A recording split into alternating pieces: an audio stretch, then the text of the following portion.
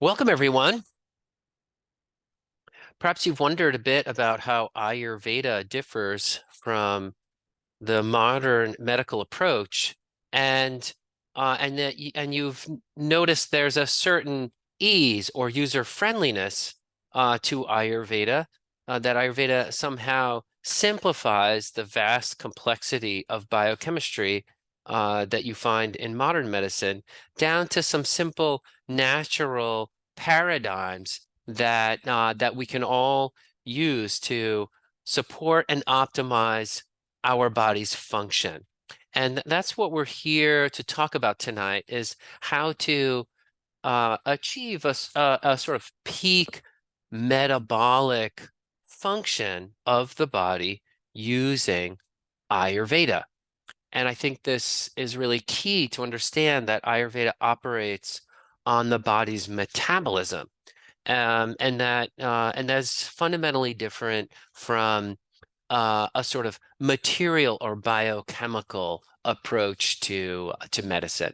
And so let's jump in a little bit to talk about what metabolism is and how Ayurveda uses the idea of metabolic types to optimize our diet in a very personal and individual way that is also turns out to be very user friendly in the sense that you and anyone can do it to customize your diet and lifestyle to your individual unique body. And so I find that very fascinating. I found it fascinating when I started studying Ayurveda. It remains a fascinating and very deep topic.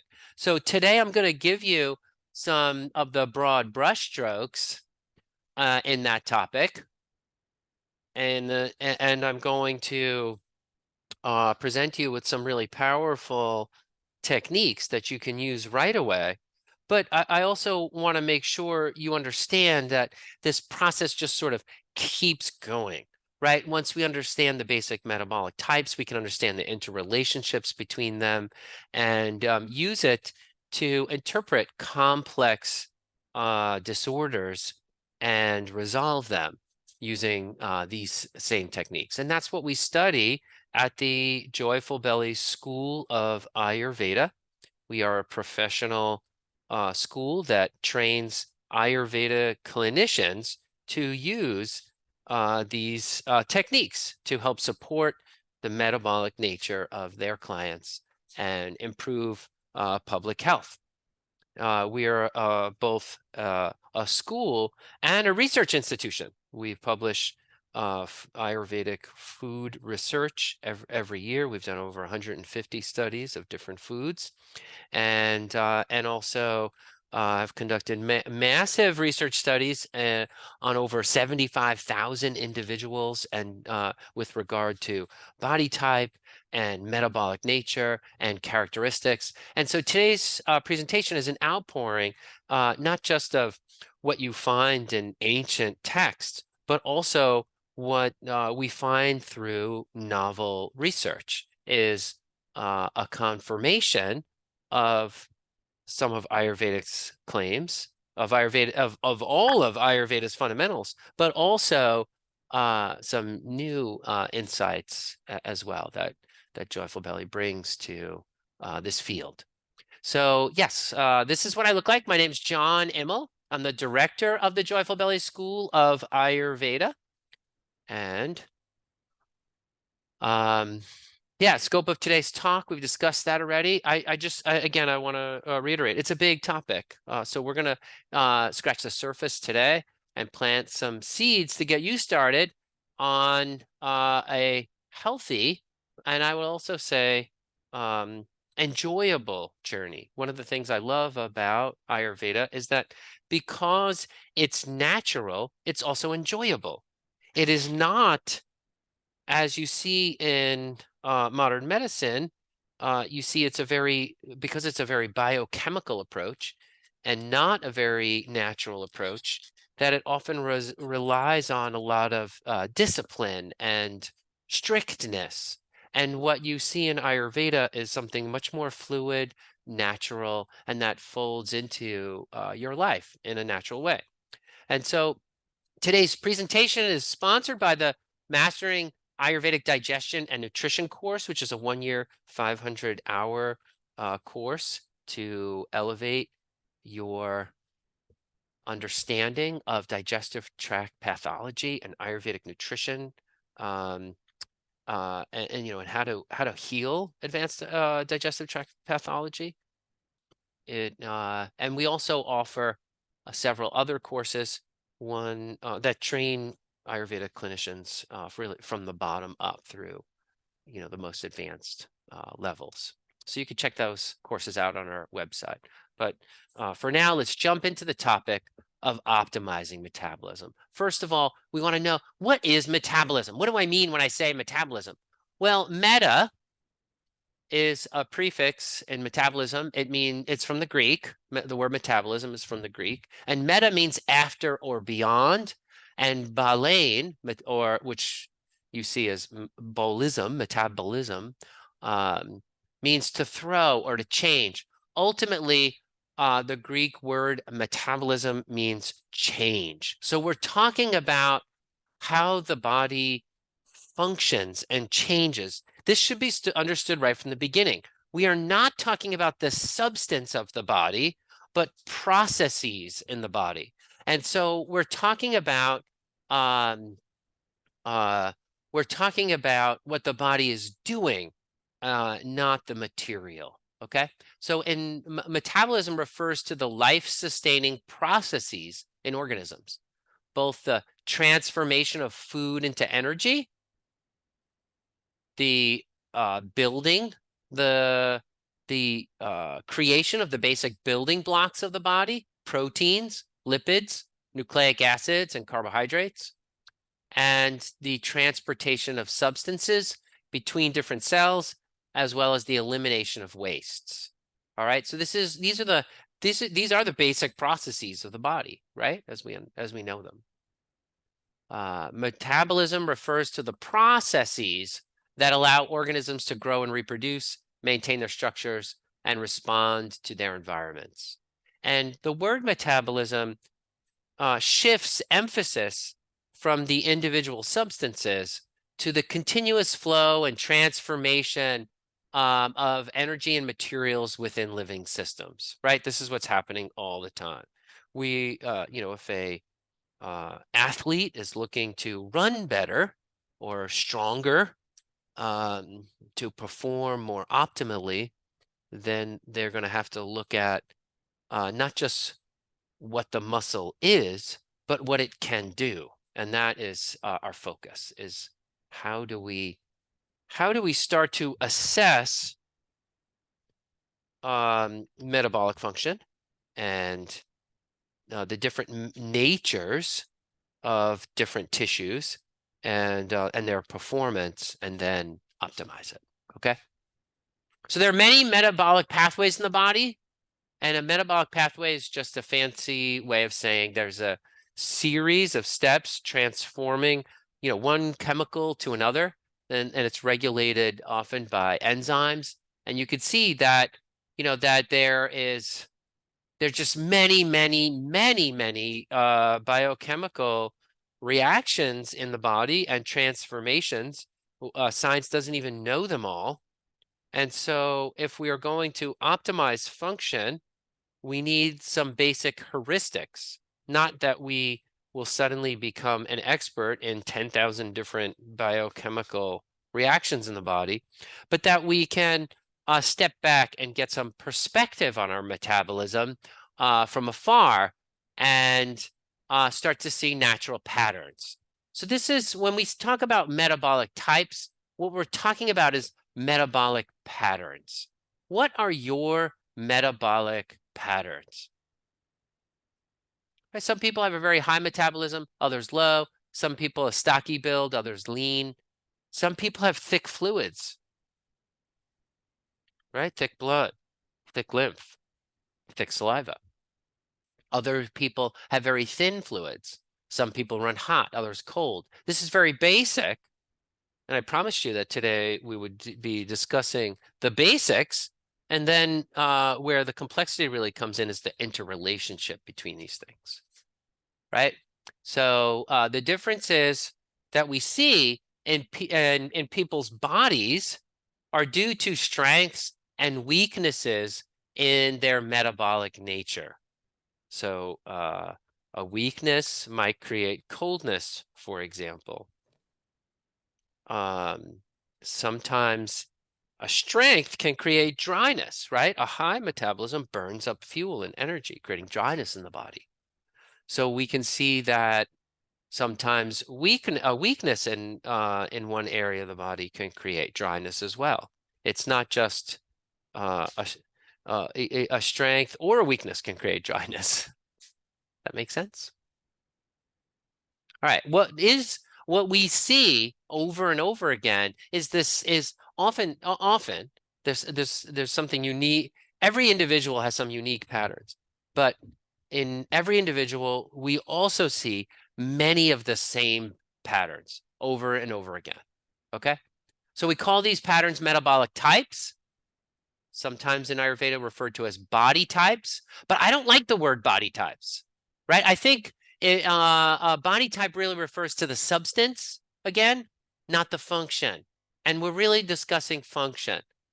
So it's better to talk about your metabolic nature than it is to talk about your body type, right? Ayurveda has 3 body types, 3 metabolic types, you might say, or doshas, Vata, Pitta, and Kapha. Vata tends to be catabolic in nature. Pitta metabolic, Kapha anabolic. What does that mean? Catabolic means that it breaks down tissues and releases energy. So Vata people tend to be hyperactive and dry and lacking in substance, whereas Kapha people are anabolic and have excess substance. Pitta people tend to be more metabolic. In the sense of having a high metabolism, they run hot. This idea of metabolic types is a very useful general tool to approach the body. And it gets more specific, right? So in the general sense, Vata tends to use up energy and be very expressive. And Pitta tends to be hot. Kapha tends to build and not be very energetic. Right? Vata's excess energy, but deficiency of substance, whereas Kapha is excess of substance, but deficiency of energy. A person who's sluggish and perhaps a little overweight, as opposed to Vata, where they tend to be highly active, but maybe underweight. And Pitta is somewhere between the two, but perhaps overheated. Okay? So we can get a little more specific with these metabolic natures, Vata, Pitta, and Kapha. What do I mean by substance? Great question, Anna.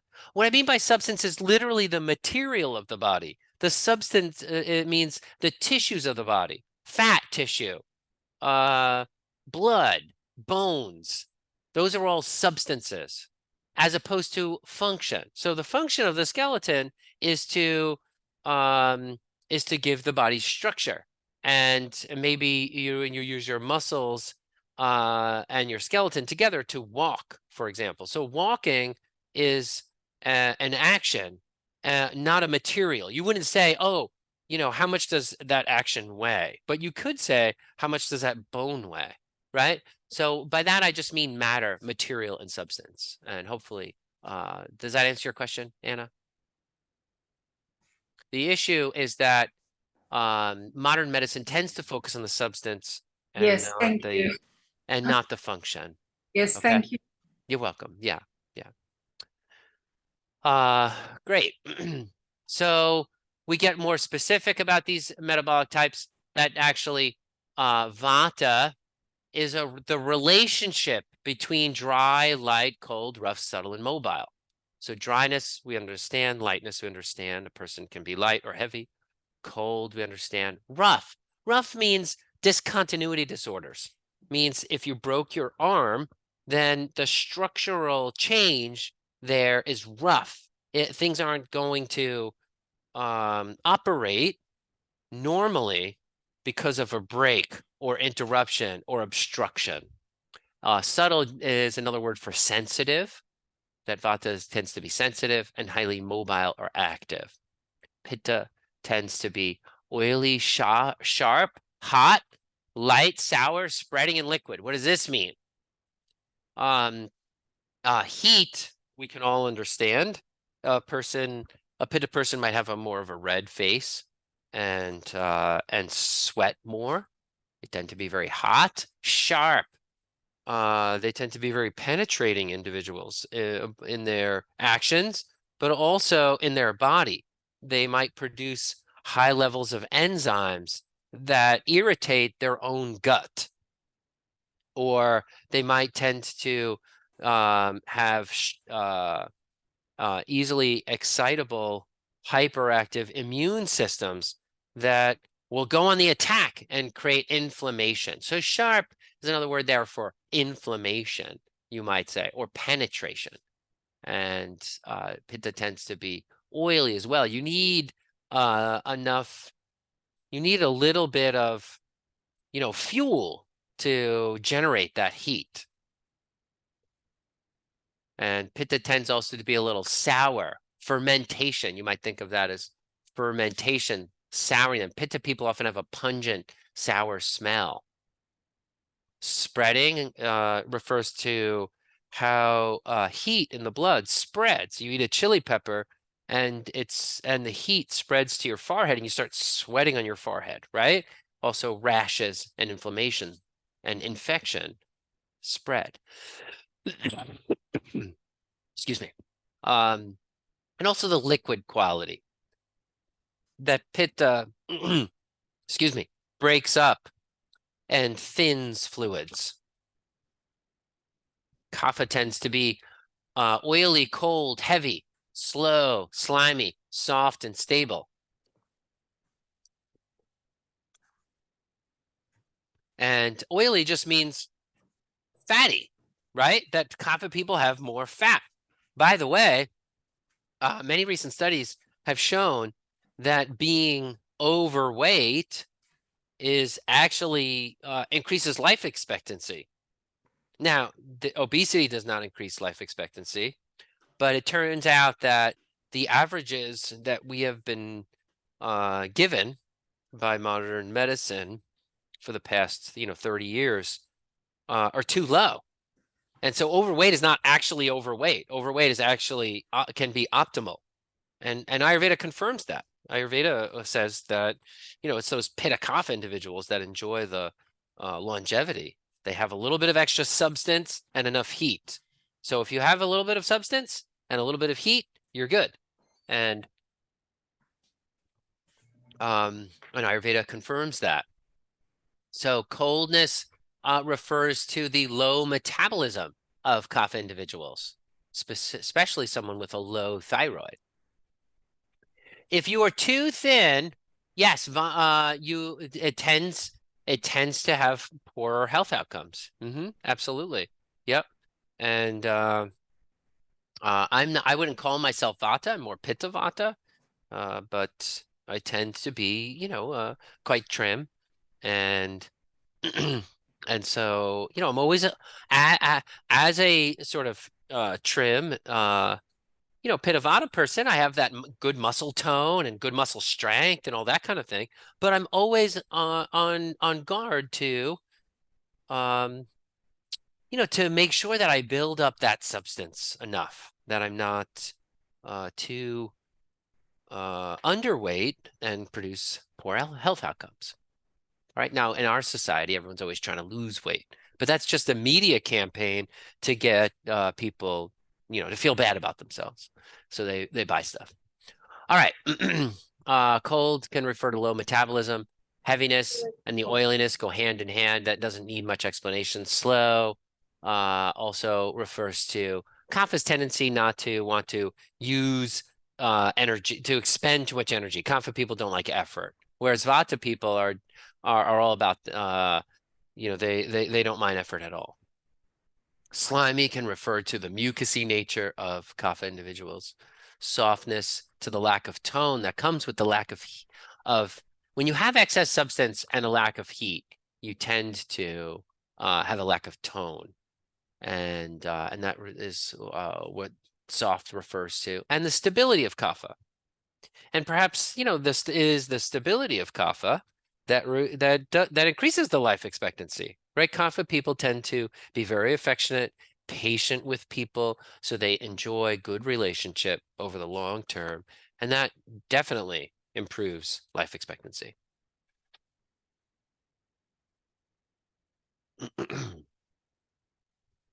Roma in the chat asks a great question. Says the metabolic type constant for everybody, or does it keep changing with the seasons and stages of life? So the seasons have a nature, and that can influence, your level of balance in your body, how balanced you are, but it doesn't change your metabolic type, right?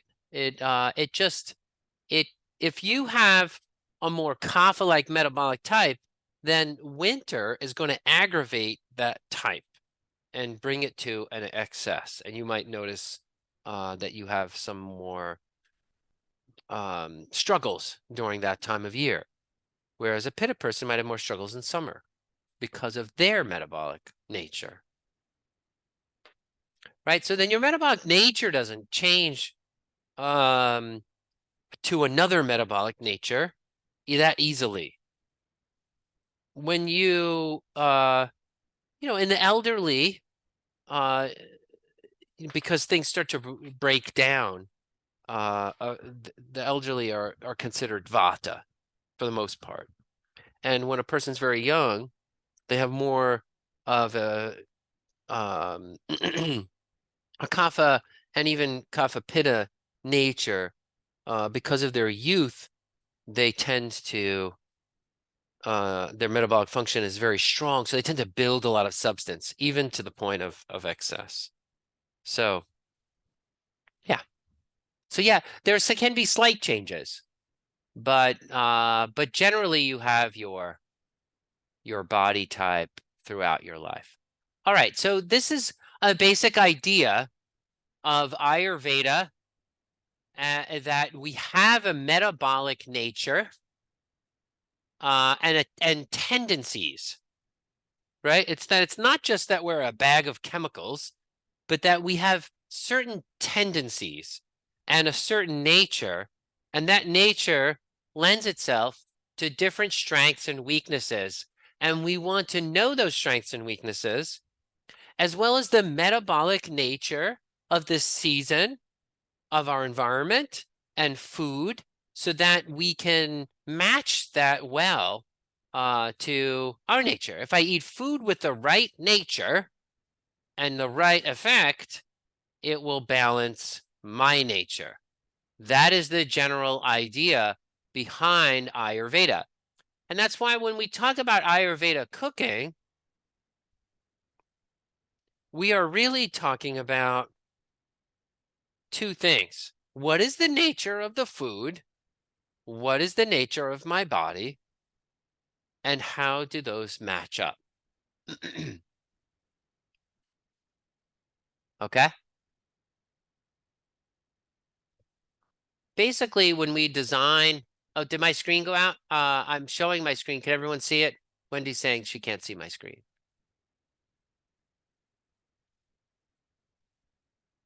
Can everyone else see my screen? Yeah, if you can, if someone else can't, just let me know. Okay, good. Someone says black with J. I'm not sure what that means, but here, I'll stop my share and start it again, and let's see if that doesn't clear things up for you, Wendy.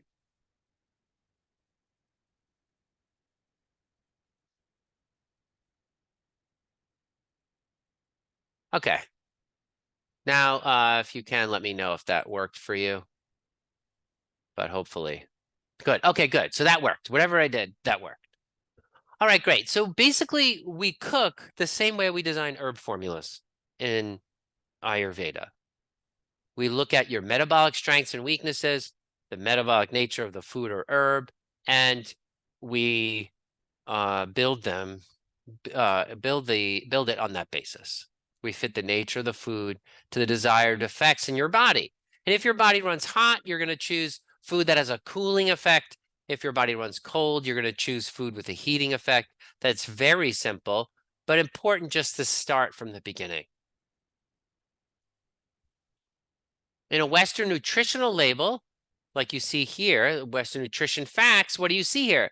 You see materials, substances, fat, cholesterol, sodium, carbohydrates, protein. You don't see anything about the nature of the food you're eating.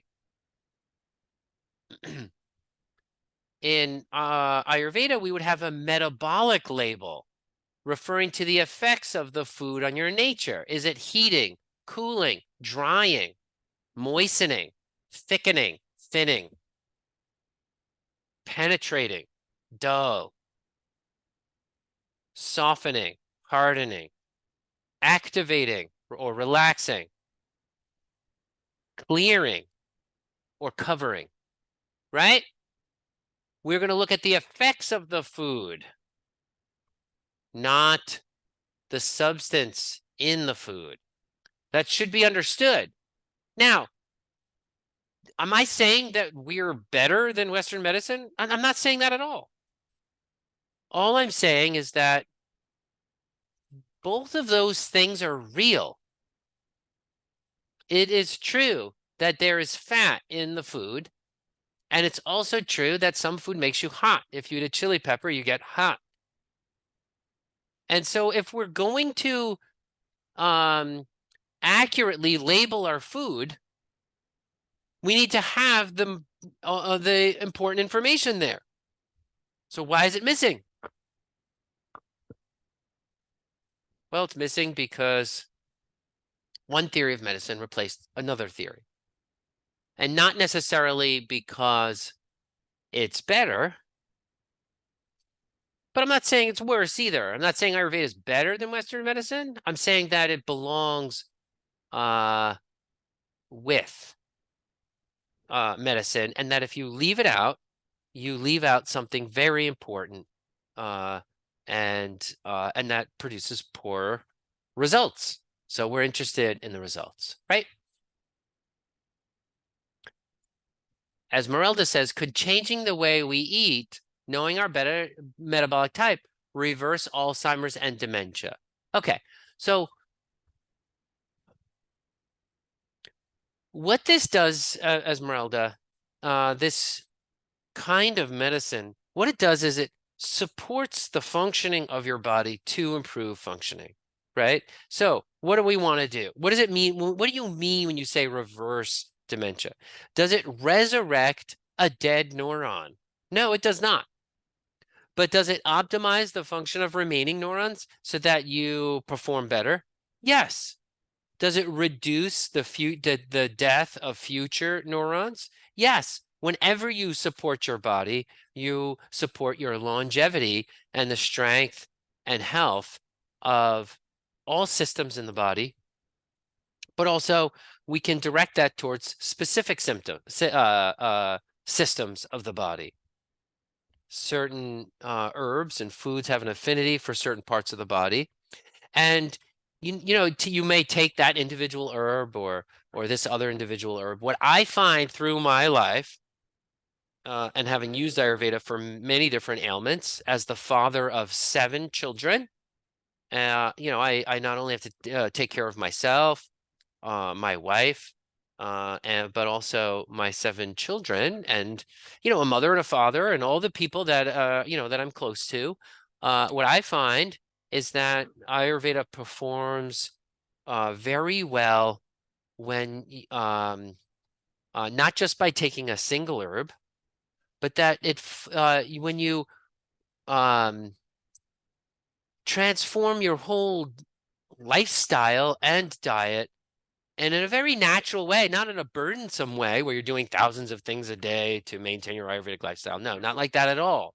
But just you shift things, many things, and that shift ultimately produces a whole way of being that is more supportive for you. And that is what strengthens the body in a deeper way that provides the benefits that you're seeking, such as minimizing the progression of Alzheimer's and dementia, as well as um, improving the neural function of what remains.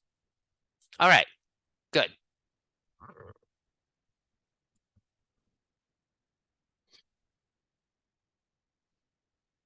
Good. I saw another question. Oh, yeah. How do you compare and contrast the Ayurveda approach versus Chinese medicine? Chinese medicine and Ayurveda categorize things in a slightly different way. Chinese medicine tends to simply look at um, the clinical result of something. Ayurveda tends to focus on the mechanism. So when I say heating the body, I'm referring to um, an effect on the body, whereas Chinese medicine tends to refer to things as a little bit more um,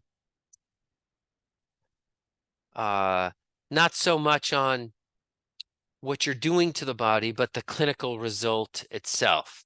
Like, that you might say a chi tonic, that it's simply that this improved function. So a digestive chi tonic, improved the function of digestion. Whereas Ayurveda might say something like heats digestion. But there's a considerable overlap between the two.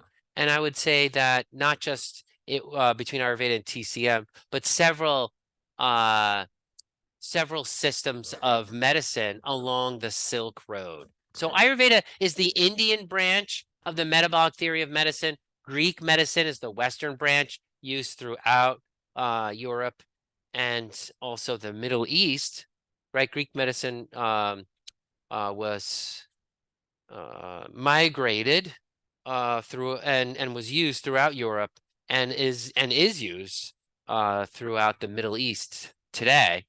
And Ayurveda is the Indian branch, and you might say Chinese medicine is the Chinese branch of the metabolic theory of medicine, because this way of thinking about medicine was adopted in different forms, slightly different forms. Greek medicine and Ayurveda are very close to the point where sometimes you see word for word translations between the ancient texts of the two. That to me is indisputable proof that they developed with knowledge of each other and with a lot of cross-cultural pollination. But they are adopted in different forms by nearly all Silk Road cultures, from Europe to India, and Chinese medicine as well. One person in AK 4577 is saying, can you be a combination of two metabolic types? Yes, you can. Yes, you can. In fact, everyone is a combination of all three. You need to use energy, that's catabolic, vata. You need heat, and you need to build substance in order to survive, right? So you have to have all three body type. You have to have all three of those activities going on in the body. But what happens is that one tends to be the strongest, the second a little bit, weaker, and the third weakest. So yes, everyone has some combination. Okay. All right. So when I talk about the idea of cooking metabolically, I've said it already that we're classifying food according to metabolic effects. So turmeric, for example, would be considered a hot bitter, a chili pepper, a hot pungent, oatmeal, would be a warming, dull, and sweet food. I could come up with other examples such as tapioca, cooling, sweet, and dull food, right? Oatmeal's warming, tapioca's cooling. They're both sweet and dull. Pineapple, sour, sweet, and pungent. And so forth and so on. Now, it's important to remember that we also name diseases by their metabolic nature, sometimes after the nature of the cause. So we all talk about having caught a cold. Oh, I caught a cold. Last week I caught a cold. That's a funny name for a disease, right? Especially considering that we're a culture that practices modern medicine, not metabolic medicine. Modern medicine wouldn't say you have a cold. They would say you have a rhinovirus. Well, why do we still use the word cold? Because we're referring to the root cause of catching a cold. And in fact, you can't really catch a cold in the summer or in the spring. You really only catch a cold in the fall, if you want to look at what that term originally meant. It referred to cold weather in the fall that your body's unprepared for, which, causes a sort of deep chill in the body. And that causes all the capillary beds and the sinus passages to constrict, to prevent heat loss, and in the skin also, which reduces the presence of your immune system in the nasal passages, right? If you restrict blood flow, you restrict the immune activity. And the loss of immune activity in the sinus passages causing a sinus infection. That's what a cold referred to. You can really only catch it, when you're getting it due to cold. Now, if you go out and you're doing some construction work and breathing in dust all day, and that irritates your sinus passages and you get an infection, you wouldn't properly call that a cold, even though it's the same kind of infection. You might call that, I caught a dust or something. I don't know. We can come up with a new name for it. But in Ayurveda, we tend to name diseases by the nature of the cause, not by the microbe that is involved. Western medicine names it after the microbe, or sometimes the chemical that's the disorder. Ayurveda names it after the nature of the metabolic imbalance. All right, Roma's asking some important questions here. If I have a family with all different metabolic types, then how do I have to cook separate foods for each? No. What you do, and because again, I have 7 kids and a wife, and if I'm cooking for my family, how could I possibly cook for all those individuals at the same time? Well, the key is in the condiments that you do with the food, and so what I might cook some ingredients that would be good for, and the portions. Sorry, condiments and portions. So I might cook several things, and my wife, who's more kapha than me, she might take more greens, whereas me being a little more vata, I might take more sweet taste. So I'll serve the 3 dishes, and everybody will have all 3, but in different proportion. And then on top of that, some people are going to put more salt on their food, others more black pepper. Some might sprinkle a lemon on top of their food. Others, might put a little mustard on their food, or some, so it's, or I might put a little extra oil on my food, which I frequently do. I usually bring the oil to the table and pour a little extra on. So there are many ways of handling family members having different body types. Okay. All right, I said this already. Generally, remedies are opposite to the disorder. So you use a cooling herb for a hot rash. If you caught a cold, you're going to use heat. One of the things I love about Ayurveda is that if you catch a cold, just by the name, you know what the remedy is. Heat. Take a bath. Take a nice hot bath if you catch a cold. All right, the metabolic medicine was the dominant medical model for nearly 1,800 years, lasting until the 1600s AD. Right, so it started, or you could say that it has its, there's evidence of its roots way back into Babylon. and also ancient Egypt. You can find references to it that go way back. But really, the modern development of it was conceptualized through Aristotle and his um, presentation of a new sort of metaphysics, you might say, that was adopted and still used by um, Western, but still used by the West in the in theolo in Western theology, though not used by modern science anymore. But Aristotelian metaphysics sort of gave rise to the idea of this metabolic nature, and you see the cross-pollination of that. Aristotle wrote it down, but the earliest I see writings of that model, but it doesn't mean that it wasn't developed in tandem through many cultures. But you see that the metabolic medical model was abruptly abandoned when academia switched from a theistic vision of reality to a materialist one. Because what happened immediately when they switched to a materialist one was the denial of the existence of natures. Oh, there's no such thing as human nature.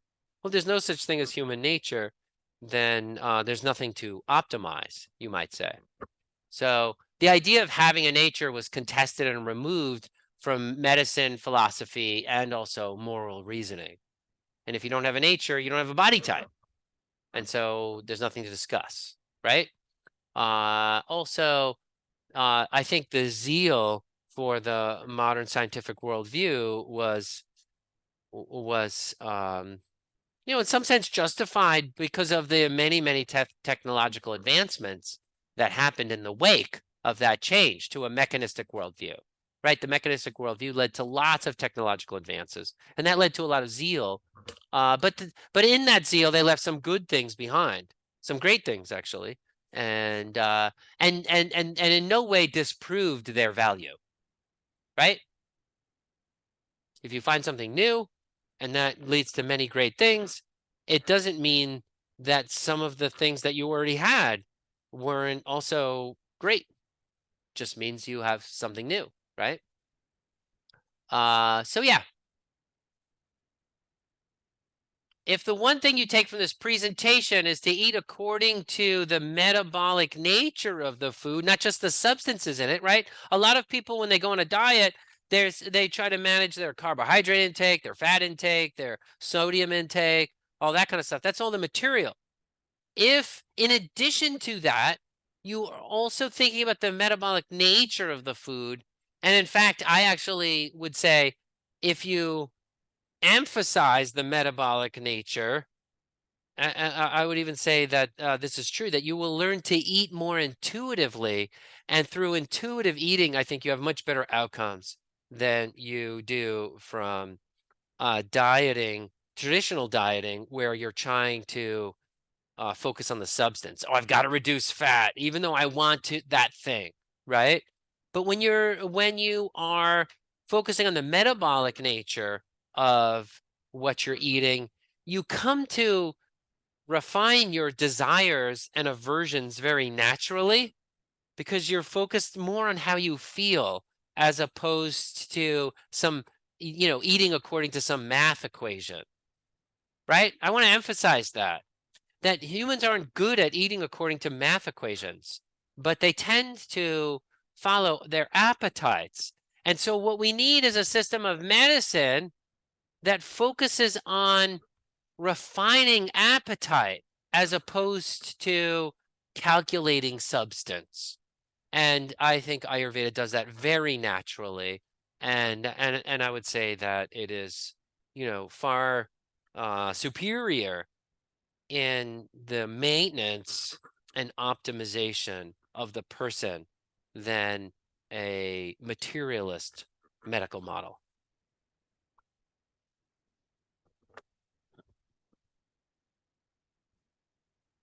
All right.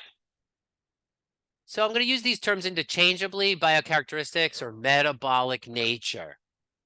And I'm just going to go through these 8 main biocharacteristics, or 8 main metabolic effects, you might say, on that food has. So some foods are heavy. We know this. This is not, this word heavy is not, it's not a new word. We know some food makes us heavier. Red meat, wheat, potatoes, ice cream, common concept here. And heavy food stabilizes, strengthens, and creates growth, right? It's what you need to build. Roma says that her 6-year-old eats very intuitively, and she also eats minimal veggies. Should I force veggies into her plate? Parenting is a whole nother subject, which, again, being the parent of so many, I've learned a thing or two about it, just through trying different strategies with different kids. One of the things, Roma, is that I start my babies on all of the, the really, you might say funkier foods, like Noelle, who's now 7 months old. We started her on blue cheese and saag paneer. I think we went out for Indian food one night. We're like, oh, let's give her some of that. We kind of give her the foods that are maybe a little bit funky or stronger tasting or whatever, and then slowly transition them into the more pleasant foods, simply because I want to encourage my children to have a very varied palate, that they don't get stuck on on eating a few foods that that don't have that much strong of a taste and are mostly focused on sweetness. But Roma, more specifically to your question, I do think that that children get more nutrients, more trace nutrients out of their food than adults, and so they don't need to have as nutrient dense of a diet as adults do, because they just get more from their food. But I would say that if your child doesn't eat any kind of veggies, that maybe it could be that they're just not used to the stronger tasting foods or bitters or something like that. I don't know, Roma. If we had a chance to, for a deeper conversation, I might be able to figure out a little bit more about the reason. It's hard for me to speculate. But yeah, light foods cleanse and diminish. We know about light foods: radishes, cabbage, salads. Dull foods like yogurt, cheese, and oatmeal tend to coat and cover and soothe, right? They create mucus, which is needed for dryness. If you have a dry cough, you might want some of these dull foods to moisten up the lungs. Sharp foods irritate, flush, and stimulate. So if you need to flush something out, to flush your skin with nice, fresh, hot blood, have some chili peppers. Sometime you need to cool things down. If you have a rash, you're going to cool it down.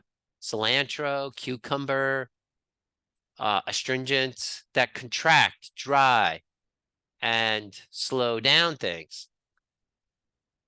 Hot foods expand, flush, and inflame. So wine, right? You get a red neck when you drink wine, or a flushed face. It's because it's dilating all your blood vessels. That's important. Sometimes that expansive quality of heat just helps, again, flush things out. Oily foods nourish, moisturize, but can also clog. Dry foods tend to absorb, to be a little harsh, but can also reduce water weight. Cranberry and celery can reduce water weight. And then we have more biocharacteristics: slimy, rough, dense, liquid, soft, hard, mobile, stable, gross, subtle, clear, cloudy, and all the relationships between them, and so forth and so on that we study. Okay. We also have the 6 tastes in Ayurveda: bitter, astringent, pungent. Bitter foods tend to stimulate the liver, gallbladder, pancreas, and digestive tract. And so use bitters to improve digestive enzyme output and to cleanse the liver, because it stimulates the liver to dump bile. Astringent foods. So bitter foods would be something like basically any leafy green. I think red lettuce is a fine way to get to know bitter taste. But coffee is also bitter. Although coffee is a little hot, is not really a pure bitter. It's has some heat and other things in it. So it's less recognizable as bitter. Astringent foods are foods that that make your tongue rough, because it actually contracts, dries, and destroys mucus.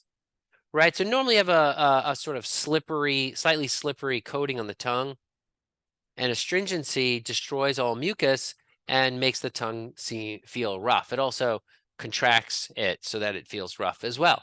An example of that is a green banana. You eat a big green banana, or I have this this red lentil pasta, and when I put it in my mouth, I can feel that it is has a kind of makes my tongue a little bit more rough. If you have ever, I guess not many have, bit into an eggcorn, but being an herbalist, I have. Eggcorns are very astringent, and white oak bark is a real classic Western astringent.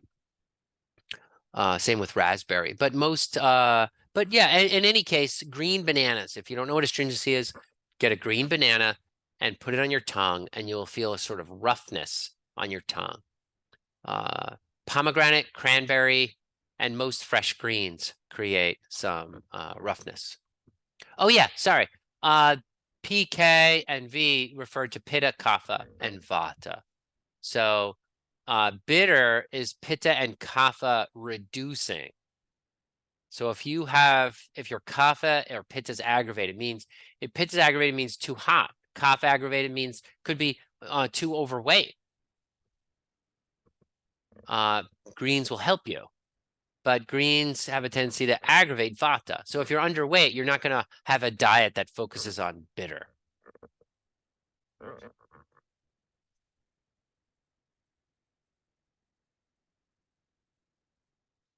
Salty taste hydrates and flushes. So if your digestive tract is dry and you have a little constipation, you can have more salt. If you're not a kapha person, if you are a kapha person, the salt will also cause water retention and aggravate and bog down your circulation. You don't want to do that then. But Vata people don't have to worry about that. Vata people need both the hydration and the flushing effect. Sour taste moisturizes, and it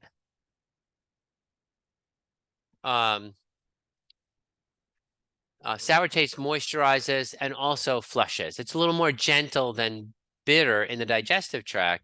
It stimulates digestive enzyme output, but in a more gentle way than bitters. So yogurt, lemon, lime, and vinegar. Sweet taste builds and nourishes. Oils, grains, meat, honey, jaggery. So we have these, you can see here we have the 3 doshas, these 20 biocharacteristics, 6 tastes, and our understanding of the therapeutic effects of each of these is, it's not that difficult, right? The average human being knows, the average English speaker may know 30,000 English words. This is about knowing 30 words or 40 words, right? But then there's also the relationships between those. Does coldness cause dryness? How does dryness cause heat? How does roughness cause, et cetera, right? And then those relationships actually are where you really plumb profound depths in Ayurveda, and that is exciting. Oh yeah, pungency. We did skip pungency. Thank you for reminding me. So pungency invigorates and stimulates. It actually irritates. Pungency irritates tissue, so your body tries to flush it. So it also flushes. You'll notice a lot of these tastes have a bit of a flushing quality to them. Salty, sour, pungent, and bitter can all cause a kind of flushing in the body. Pungency also disperses and penetrates. So you can think of taking ground mustard seeds, right? Mustard powder. You can buy mustard powder from the grocery store, and you mix it with a little water, and you put it on your chest when you have a respiratory condition, and it penetrates and warms. It's intense. It's pungency. What does Ayurveda say if a food makes your heart race? Well, your heart can race for a number of different reasons. So in this last winter, it's always very interesting. You know, I get to be an Ayurveda practitioner myself, first and foremost. But I got a respiratory condition in late January, and it it was like a nothing sort of, you know, it was very simple. But I decided it felt a little like COVID. So I decided, you know, as it was clearing up, to take Tylenol because I thought it might, you know, sort of clean up and reduce cytokines that were an effect of the COVID, and it just might clear things up faster. Well, it did not work. It really was. It caused me to go in the opposite direction. Maybe it suppressed my immune system or something, a little too much. I'm not exactly sure what happened. But in any case, the next morning I woke up with 103 fever. Now, I'm not telling you the whole story. There was also where I was convalescing, right? I didn't want to wake up my wife, so I went on the living room couch and I put a humidifier there, and I noticed a little black mold in the humidifier. So this combination of this Tylenol slightly depressing my immune system, and the black mold in the humidifier greatly irritated my lungs. And the next morning I woke up with 103.5 fever, and you know, and so you know that allergy to the black mold ended up creating and causing some additional respiratory allergies for me that ended up being quite difficult to heal. In fact, you may have even heard me cough once or twice on the call.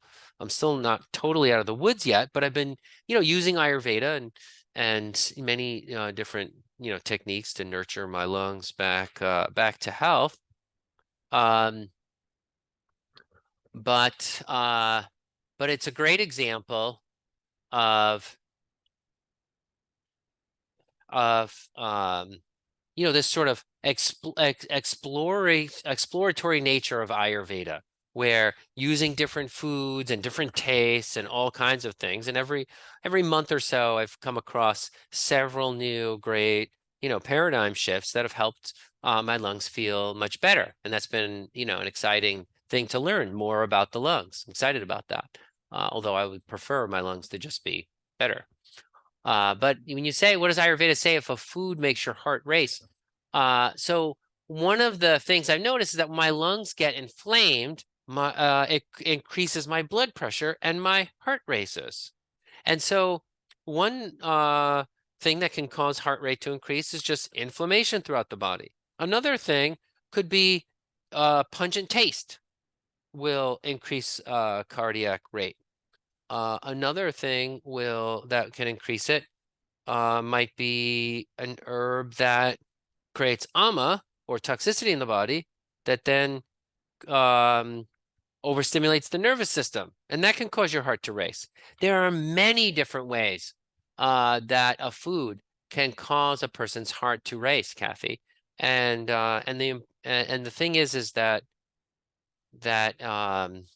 it's not really a one size fits all thing. You can't just Google, oh, what foods can I use to stop my heart from racing? I mean, you can do that and slowly go through them all, but a practitioner of Ayurveda would know all the different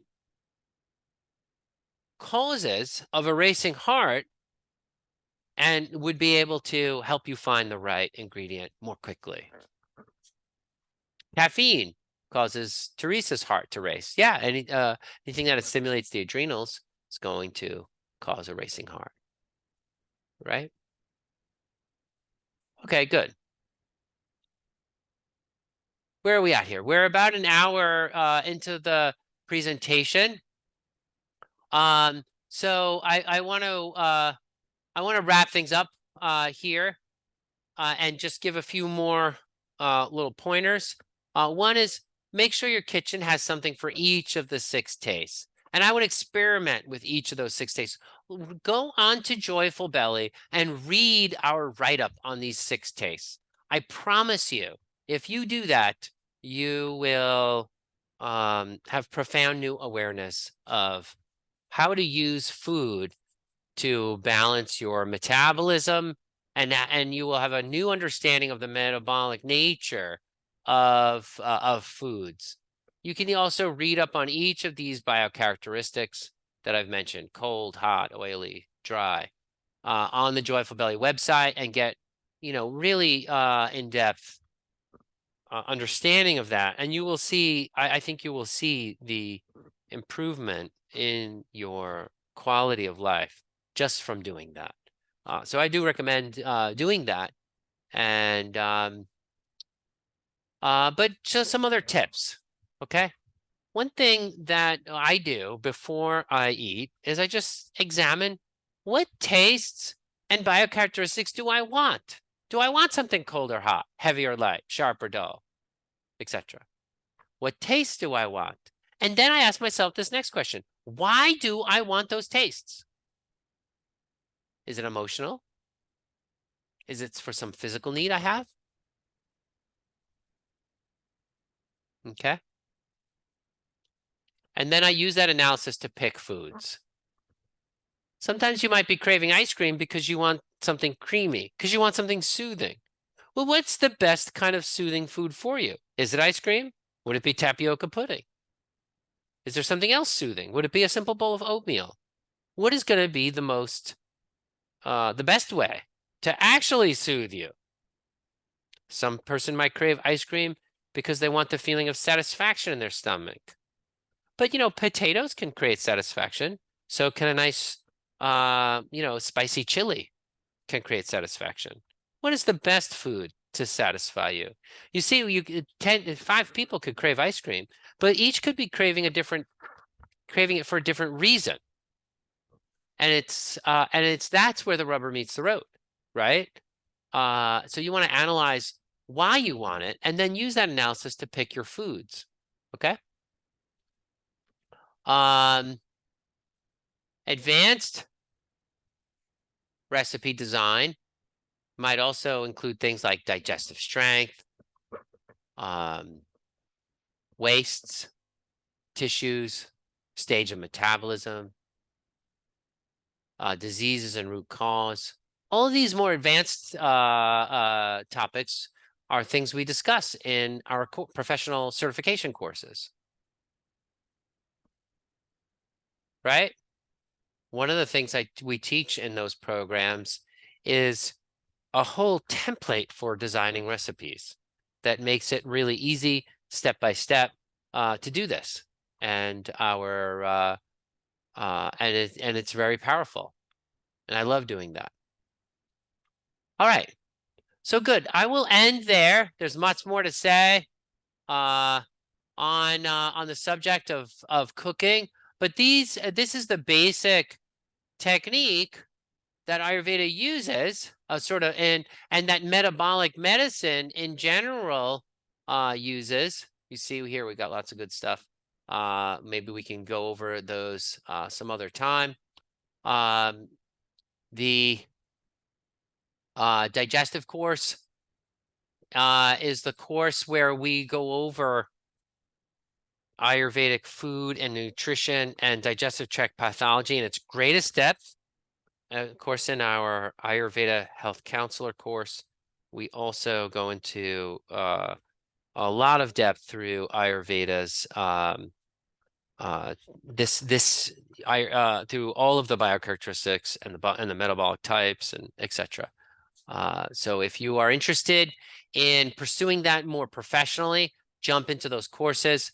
If you register for any of our professional courses in the next 3 days, just for attending this presentation, I will give you a $500 scholarship for that. And with that, I am happy to open the floor up to question and answer. So we get some time for that before we all have to go. I saw some questions in the chat. What I want to say before I go is I want to just appreciate everyone for coming to today's talk. They say that disease is contagious, but health is also contagious. When you learn Ayurveda's simple, profound methods of healing, I think it makes life easier. It makes life more enjoyable. You feel better. But also, your improved health radiates outward. Other people see it. Even from what you learned today, there's so much you could do with the basic concepts we've presented today that can help you continue to heal throughout your life. And other people will see it. And when they see it, they will want to know how you do it. And that will, and that is how health is contagious. So that's what we want. We want the Ayurveda's methods to be understood and out there. That's why we started the school. And so I just want to appreciate you for caring about your body, for taking care of it, and for learning some of the things I shared today. And go out and share it with others. That would be an exciting way to make the world a healthier place. So with that, I'll open the floor to questions and answers. Also, next week, I'm going to do a introduction to our certification courses. And so if you are thinking about doing this professionally, come to the course intro next week. I will publish the recording. And so look for that in our newsletter in the next few days, okay? Rodrigo, you're starting the course in October. Awesome. Welcome. Excited to have you in class.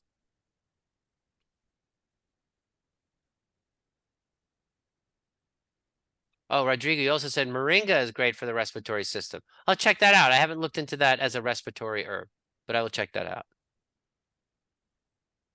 All right, I see a few things from Roma here. I observe the effect of time on our metabolism. Vata hours drives me towards grounding foods. Yes. Although I was feeling very kaphagenic in the morning. Yes, the morning is a kapha time. The afternoon is a vata time. Also, the phases of the moon affect our metabolism. Yeah, so I can't speak for everyone on that. I don't notice much on about the effects of the moon on my metabolism, but moon has a strong effect on the hormonal cycles of women, and the hormones certainly do affect metabolism and many things. So yeah, you should. So many will have that, notice that relationship. From readings, you understand you have a constitution for our body and a constitution from our mind, for the mind. Yes, the mind and the body tend to go hand in hand. Vata people have some mental tendencies. Kapha people have their mental tendencies. Pitta as well. Pitta tends to be sharp. smart and but also easily agitated and angry. Kapha tends to be patient, very loving, but also can be very stubborn and unwilling to learn. Vata people are very inspired, but because of that, they often get very scattered. And so the physical, um, the your metabolic nature tends to have an effect on your psychological nature. And that is very interesting to study. But they're not always so easily, the mind is very, very flexible, and the connection is not always so clean as that. Typically, you fix the mental, if you're trying to address both the body and the mind at the same time, that can be a challenge if the psychological expression is very different nature from the your metabolic nature. So when that happens, like if you're a kapha person with a more vata kind of mind, then you're like, what do I do? Do I eat vata pacifying foods or kapha pass? Well, food is physical and the body is physical. So you eat for the physical imbalances, and then you use lifestyle and your spiritual quest for the mind. Now, typically, if a kapha person has a vata mind, it's because kapha is obstructing blood flow to the mind. And actually, when you eat the kapha pacifying diet, it fixes the vata in the mind automatically. But I don't want to underestimate the healing power of a person's spiritual journey. Now, Ayurveda does not say much. You see there's tons of books on, Ayurveda, spirituality, and all that kind of stuff. But if you actually look into it, you see the ancient texts don't really talk much about specific spiritual paradigms for health. But the ancient texts do say that you need to go on a spiritual journey to have healing, right? And so it doesn't say which tradition. It just says it's important. And I would wholeheartedly agree with that statement. And I'd say modern science agrees with that statement. There's numerous medical studies that show that people who participate in communal spiritual, regular communal spiritual activity enjoy 10 years additional life expectancy and greater happiness and all kinds of things. So your spiritual life has a profound effect on your health. We didn't talk about it much, just simply because Ayurveda doesn't say that much about it. It just says it's important and good. All right. Well, Christina, you're also beginning the course in October. Great. Good. Excited to be in class with the both of you. All right. Anna says, I'm always wanting a cup of tea after my meal. Jasmine, green, honey with some milk and ginger juice. Can you explain this? Again, there's so much context that's needed. Would this not dilute digestive juices? If you pound a lot of tea, yes. But if you drink tea, the tea in a more leisurely manner, it won't dilute your juices. A little bit of stimulation after eating can be nice to rev up your metabolism to process the food. But very often a person feels tired after eating simply because a lot of your blood flow is going to your digestive tract, and your body's trying to get you to relax so it can focus on digesting. A lion, after they feast on something, they go and lay down and take a nap, right? That's what happens after a Thanksgiving meal. You eat a Thanksgiving meal, you want to take a nap because all your blood flows in your digestive tract, not in your brain. And your body's specifically trying to relax you so it can focus blood flow to those areas, right? So hopefully that helps. Diet coaching available. You mean do we do consultations? Yeah, in general, I do consultations for people who are either in our courses or interested in taking them, so they just can make sure they get a little taste of Ayurveda. If you have any questions about the course or Chava, if you want a consultation, you can email me, john@joyfulbelly.com, and we can set that up, okay?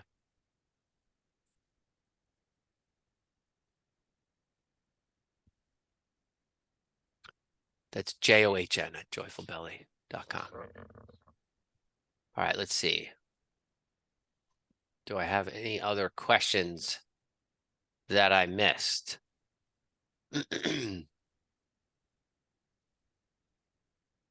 You might be familiar with nebulizing with hydrogen peroxide and saline in the relation of 3 milliliters saline. Oh, this is for the lungs. Okay. And the nebulizer is recommended compared to portable. The H2O2 device, food grade, not the brown bottle that has stabilizers. I will email you what was given to me. Great.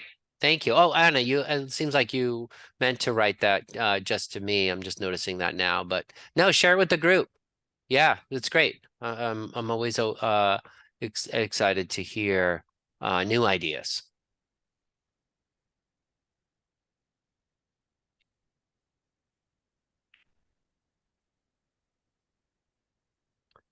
Childhood is a kapha stage of life. Should we be limiting kaphagenic foods in children's diet? If your child is showing kapha symptoms, yeah, minimize the kapha foods. Definitely.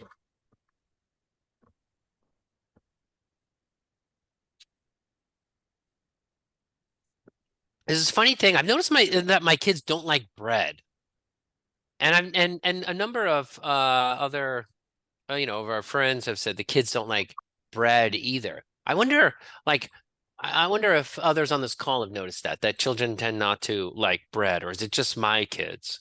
Um, but but yeah, if your kid is showing kaphagenic or kapha aggravation, then by all means, yeah, limit it.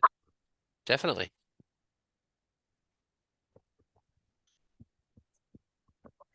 Also, try to figure out, there could be other root causes too. Just because someone has mucus doesn't mean kapha is aggravated. If someone is pitta kapha, should they eat more PK foods or more you want to eat pitta kapha reducing food if you're pitta kapha. Let's take a look at the Joyful Belly website and make this easy for everybody, okay? Just want to show you how to do this so that you're not guessing. Can you all still see my screen? All right, just take a look how easy this is. You go to the diet and recipes section and you click on food, okay? And then you just pick the dose you want to reduce. Good for kapha individuals, okay? And then you click here, refine your search. And you go down to body type. You also want to reduce pitta. Foods to reduce kapha and pitta. Here they all are. This is all of them right here. Okay? Super easy. Super easy to just jump on and do this. Now you can even do this, and you can go even further, right? You can sort foods by taste and things. Oh, there we go. So I can look up by season too, foods in the summer to reduce those. Or I could say I need diuretics that reduce pitta and kapha. Okay? You can really drill down and just get to exactly the things. Here are diuretics that reduce pitta and kapha. Artichoke hearts, asparagus. Asparagus is a great pitta kapha reducing diuretic. So I do this with my clients all the time. I just jump on the website. And also check this out. You can see similar recipes. So now here are diuretic recipes to reduce kapha and pitta. And I could also look at products, right? What are some herbs that reduce pitta and kapha that are also diuretic? Super easy to jump around and find exactly what you need. So use that.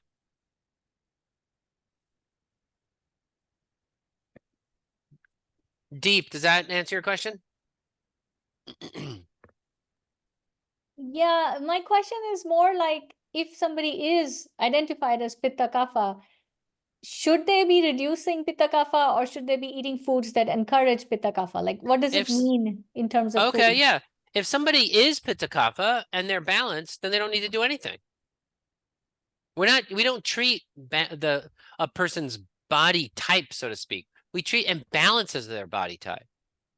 See, this is a little hard to get, mainly because again, because of the modern materialist worldview, we don't think about the inherent nature of a person as being different. So suppose a person is Pitta Kapha, that's their nature, but they have Vata, but their Vata is aggravated. Well, we don't treat their nature, we treat the error. We don't fix a person's nature. A person's nature is their ideal. So we're not trying to what we're trying to do, if a person is Vata aggravated but a Pitta Kapha, nature, we just treat the Vata. If a person has a Pitta Kapha nature and they have Pitta Kapha symptoms, meaning that they're at an excess, right? If their kapha is aggravated and their pitta is aggravated beyond the natural level, then yes, pitta kapha reducing foods. But take, for example, this lung thing. I tend to, be pitta vata and a little bit on the dry side. But with this lung issue, I've had some mucus congestion in my lungs. That's kapha. Well, my pitta and vata is not aggravated right now, so I'm not treating it at all. I've been taking astringents that break up mucus. Astringents tend to break up mucus, so I've shifted over to a more astringent diet. Now, as an Ayurveda practitioner, I know how to eat astringent foods without my vata and pitta getting aggravated. So I'm not drying myself out because I know how to do it because I've been in practice for a long time. So that is did I answer your question now, Deep? Did I make it more clear? Yes, thank you. That was very clear. Thank you. Good, good. Yeah, some person could have a pitta kapha nature and just be so balanced that they just don't need to do anything. They can just, eat sort of what they want. But typically what happens is if a person is pitta kapha, they also have a pitta kapha imbalance. And if they have a pitta kapha imbalance, then they need to eat pitta kapha reducing foods.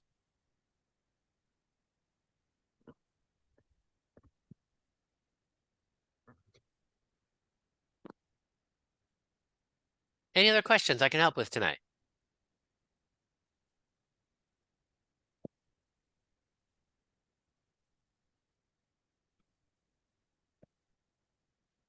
Well, it's great that we got a chance to spend some time together and talk about these questions. And I loved your questions. They're great questions. You asked a lot of the most important questions that people ask: how to cook for people with different body types in your family, etc.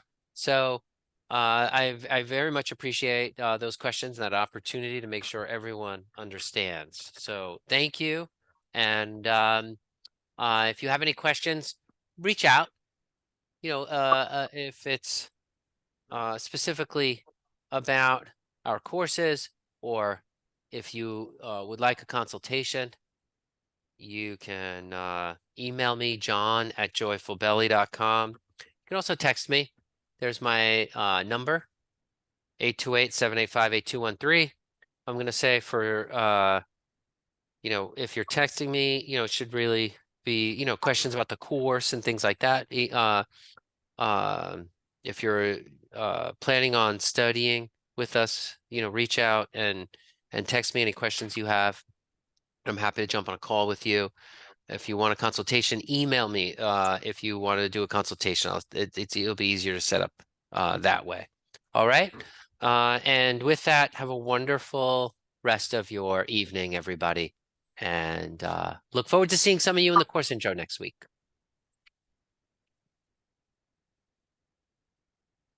Take care.